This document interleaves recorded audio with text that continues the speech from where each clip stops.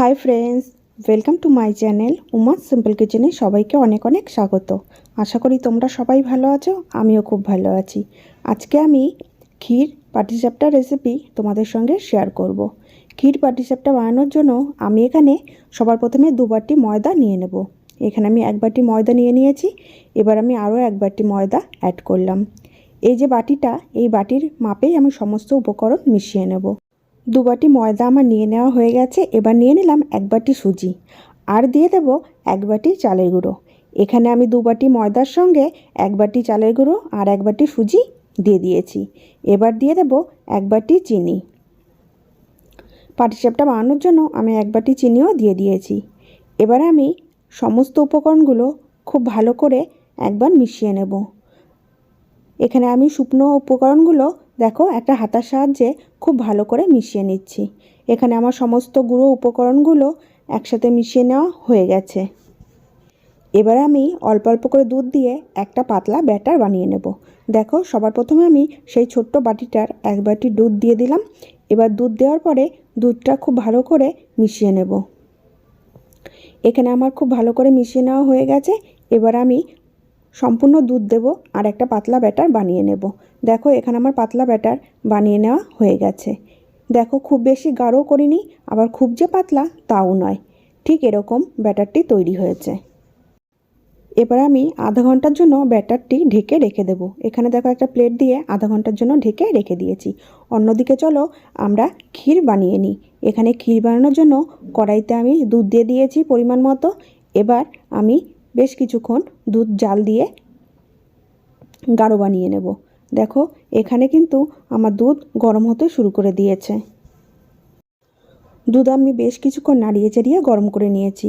কিছুক্ষণ গরম হওয়ার পরে এর মধ্যে আমি 1 প্যাকেট আমুল দুধের গুঁড়ো দিয়ে দেব। এখানে আমি 50 গ্রামের মতো আমুল দুধ দিয়ে দিয়েছি। এবার খুব ভালো করে লিকুইড দুধের সাথে আমুল দুধের গুঁড়ো মিশিয়ে নেব। দুধ মেশানোর ফলে আমি যে ক্ষীরটি বানাবো তার টেস্টও খুব সুন্দর হবে আর গাঢ়ও হবে। এবার আমি এর মধ্যে চিনি মিশিয়ে দিলাম হাফ বাটি চিনি দিয়ে দেওয়ার পরে খুব ভালো করে দুধের মধ্যে নাড়িয়ে চাড়িয়ে মিশিয়ে নিয়েছি, যাতে করে চিনিটা খুব তাড়াতাড়ি গলে যায়। দেখো, চিনি গলে গেছে আর দুধ বেশ অনেকটাই গাঢ় হয়ে এসেছে।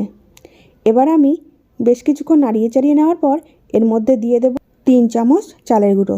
চালের গুঁড়োটা আগে আমি অল্প সামান্য দুধ দিয়ে একটা বাটির মধ্যে গুলে নিয়েছিলাম, যাতে করে দুধের মধ্যে দিলে খুব সহজেই মিশে যায়।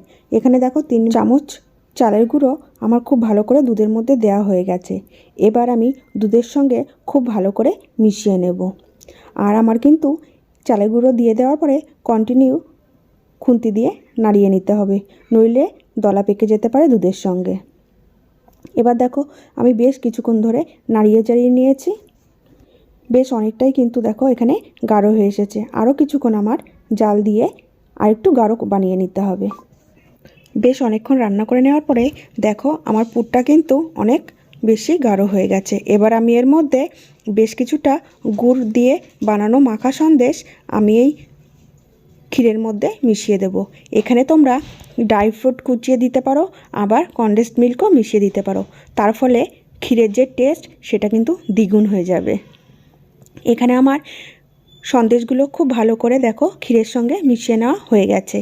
এবার আমার ক্ষীর কিন্তু আরও অনেকটাই গাঢ় হয়ে গেছে আর থকথকে হয়ে গেছে।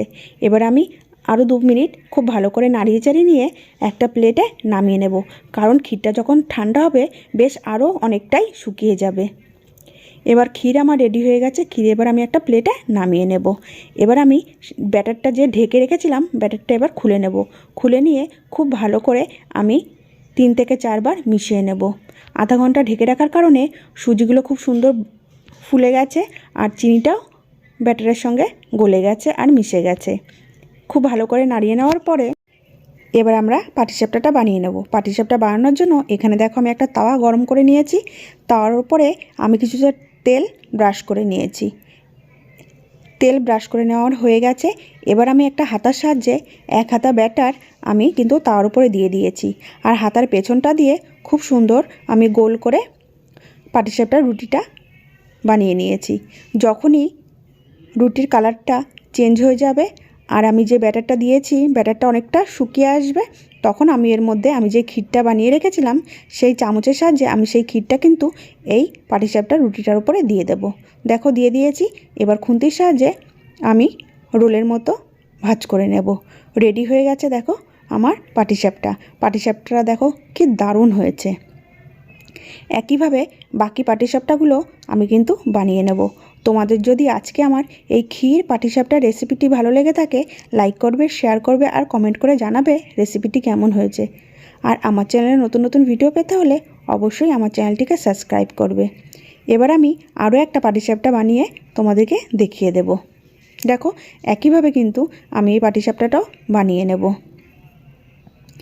এক হাতা ব্যাটার আমি দিয়ে দিয়েছি।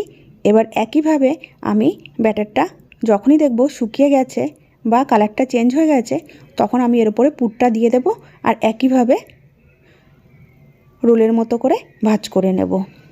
আর প্রত্যেকবার পাটিসাপটা বানানোর সময় তাওয়ার উপরে কিন্তু অয়েল ব্রাশ করে নিতে হবে।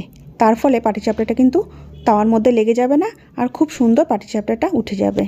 দ্বিতীয় পাটিসাপটাটাও কিন্তু আমি দেখো একইভাবে তৈরি করে নিয়েছি। একইভাবে বাকি পাটিসাপটাগুলো আমি রেডি করে নেব। দেখো এখানে কিন্তু আমি সমস্ত পাটিসাপটা ভেজে রেডি করে নিয়েছি। কি দারুণ দেখতে হয়েছে। এবার আমি এই পাটিসাপটাগুলো দুধে ভেজাবো। যেমন করে চিতল পিঠা দুধে ভেজানো হয় ঠিক সেইভাবে। এখানে আমি দুধে ভেজানোর জন্য দুধ গরম করে নিয়েছি। এখানে আমার আধা কিলো দুধ আছে। দুধ গরম করে নিয়েছি। এবার আমি এর মধ্যে দিয়ে দেব টুকরো করে নেওয়া এলাইচিগুলো আমি টুকরো করে দুধের মধ্যে দিয়ে দিয়েছি। আর দিয়ে দেব ছোট এক বাটির চিনি। এখানে আমি মিষ্টির পরিমাণটা হালকা রাখবো, সেই জন্য আমি চিনির পরিমাণটা কম দিয়েছি।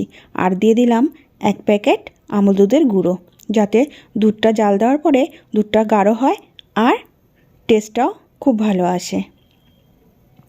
এবার চিনি আর গুঁড়ো দুধ দিয়ে দেওয়ার পরে দুধটা খুব ভালো করে আমাকে কিন্তু জাল দিয়ে নিতে হবে। বেশ কিছুক্ষণ ধরে আমি জাল দিয়ে নেব, যাতে দুধটা খুব সুন্দর করে জাল হয়ে যায় আর দুধটা গাঢ় হয়ে আসে। এখানে আমি চিনির পরিমাণ অল্প দিয়েছি। তোমরা চাইলে তোমাদের পছন্দ মতো চিনি বা গুড় ব্যবহার করতে পারো।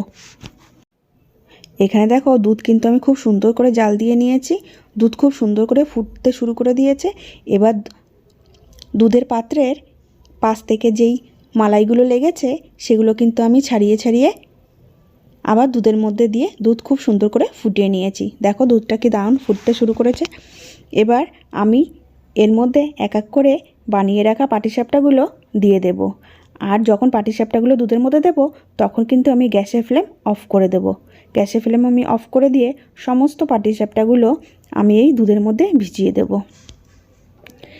দেখো সমস্ত পাটিসাপটাগুলো কিন্তু আমি এক এক করে দুধের মধ্যে দিয়ে দিয়েছি। সমস্ত পাটিসাপটা আমার দুধের মধ্যে ভিজিয়ে দেওয়া হয়ে গেছে।